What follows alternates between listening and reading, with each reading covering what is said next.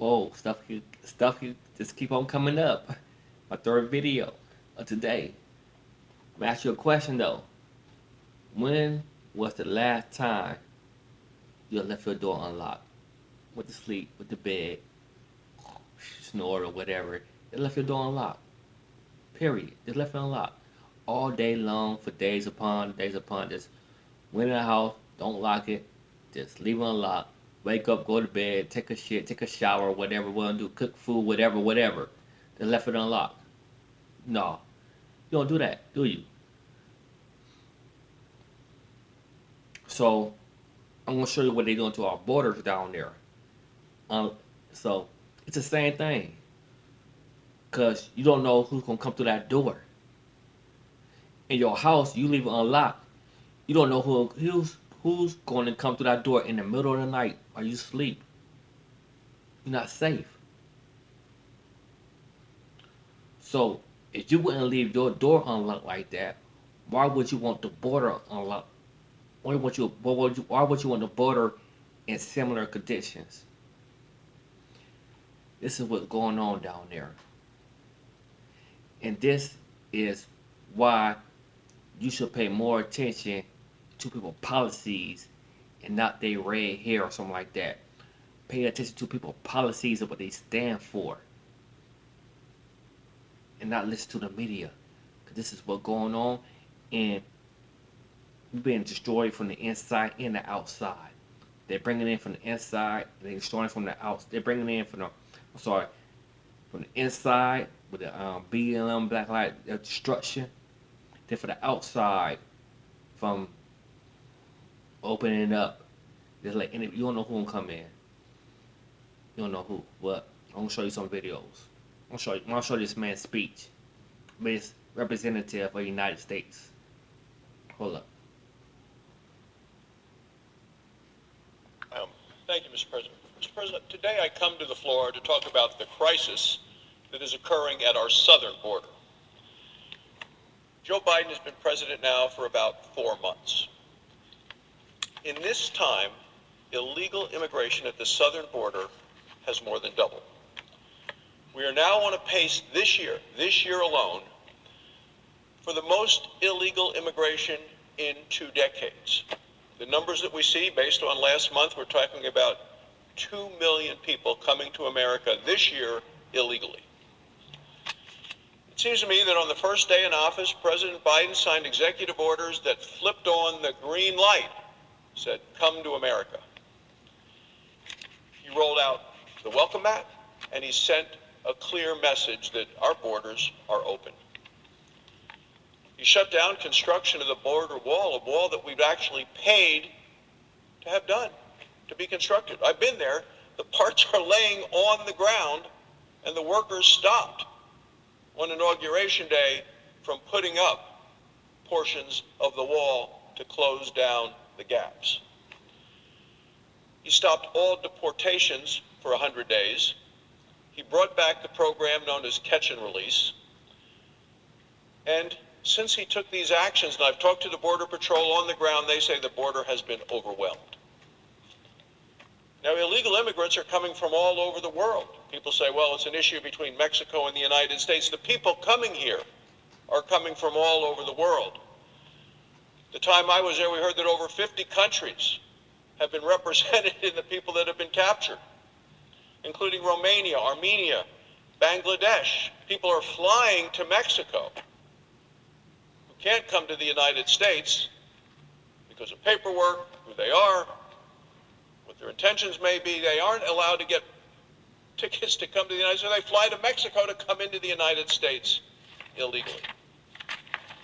The entire world knows that the border is open because that's the message sent out by this administration. And that, of course, includes criminals. Border agents have already arrested 95 convicted sex offenders. Border agents have arrested 95 convicted sex offenders coming into the country illegally. And this includes the last number of months, and I will tell you the sex offenders include a man from El Salvador who was convicted of raping a child in Washington State. We're talking about people who have been convicted in the United States who are now out of the country, coming back in. Conviction in Washington State. Also included a man from El Salvador who was convicted of sexually abusing a 9-year-old girl. This abuse took place in New York City, which is a sanctuary city. This is what happens when our borders are open and the message is sent out around the world. And for the open borders crowd who likes this sort of thing, some of whom are members of the Congress of the United States, this is just collateral damage. It's all part of a political agenda. It's been more than 2 months since President Biden put Vice President Harris in charge of the border. She's found time to make it to the Canadian border, but not time to make it to the border between the United States and Mexico. This week, and right now, the Vice President has been on her first overseas trip in the role as Vice President. She's going to Central America and to Mexico, but not to the border. She's announced new gifts of American taxpayer dollars given to people from other countries. When reporters asked her, and she did, I saw the sit-down interview and the video of it, if she was going to the border, she actually laughed. She thought it was a joke. It was very disappointing, Mr. President, to see the Vice President acting in that way. She said, I haven't been to Europe either. Like it didn't matter. She hadn't been to Europe. A lot of places she hadn't been. The place the American people know she hadn't been is to the border with Mexico, between Mexico and the United States. In reality, she knows that if she goes to the border, she knows that if she goes to the border between the United States and Mexico, she knows that the news cameras will go with her. She knows that the media would broadcast the crisis that they see at the border to the whole world. She knows that then more and more Americans will see firsthand the truth for themselves. That's why the Vice President is not going to the border between Mexico and the United States. The White House refuses to say it's a crisis. They refuse to say those words. They just want to use the word challenge instead of the reality of the crisis that I saw when I was there at the border with a group of Republican senators. That's why they're doubling down on policies that caused the crisis. 2 weeks ago, the President released his budget for the coming year. It's the biggest budget proposal by any president in American history. It would nearly double the federal spending over the next decade. Yet the President's budget for the Department of Homeland Security, the department that is supposed to keep our nation safe, is flatlined. The President likes to say, and he's said it time and time again, he said it when he was in the Senate, he said it was as Vice President of the United States, and now he says it as the President. He said, if you want to know somebody's values, just look at their budget. Well, we've seen Joe Biden's budget, and we know his values. And his values are not those of supporting and promoting the security of our nation through border security. The President's budget includes $800 million in aid for Central America. I don't know if Joe Biden thinks you can bribe people with our own tax dollars to not cross the border.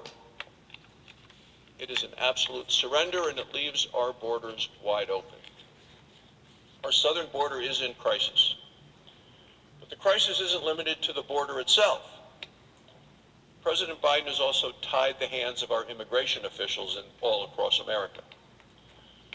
The Washington Post came out with a story, and they put it this way, and I want to make sure I have it absolutely accurate, Mr. President, so I'm going to read it to you. It said, under President Biden, it said ICE, Immigration Customs Enforcement, it said, is an agency on probation. This is the Washington Post. It says, Biden has placed ICE deportation officers on a leash so tight, some say their work is functionally abolished. That's the Washington Post on the President of the United States and what he has done with regard to our borders and our immigration authorities with this very flatline budget for the Department of Homeland Security. The article goes on and it says, quote, ICE carried out fewer than 3,000 deportations last month. The agency's 6,000 officers currently average one arrest every 2 months. One arrest every 2 months. Mr. President, hundreds of thousands of illegal aliens have court orders for deportation. Yet despite these enormous numbers, deportations have never been lower. Never been lower. No wonder the crisis is getting worse. Mr. President, I heard about it all last week over Memorial Day as I traveled around the state of Wyoming. People are very concerned about this disregard for our borders and for the support that our immigration custom enforcement officers need.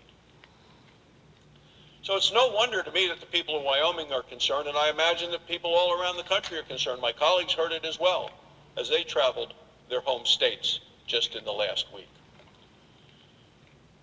The border really is one of the top issues that I'm asked about every weekend in Wyoming. I'll be heading home again tomorrow night for the weekend, traveling the state, and I expect to hear more and more about it this coming weekend. American people want to keep the border secure, and they want to be safe at home. We know what to do. We know what works. The border agents told President Biden's transition team before he was inaugurated what we needed to do to keep the border secure, what works, what wouldn't work. They say enforce the law, close the loopholes that encourage illegal immigration. They say finish the wall that we've already paid for.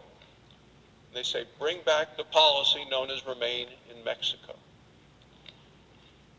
Until we take these basic steps, Mr. President, the crisis is going to continue, the border is going to remain open,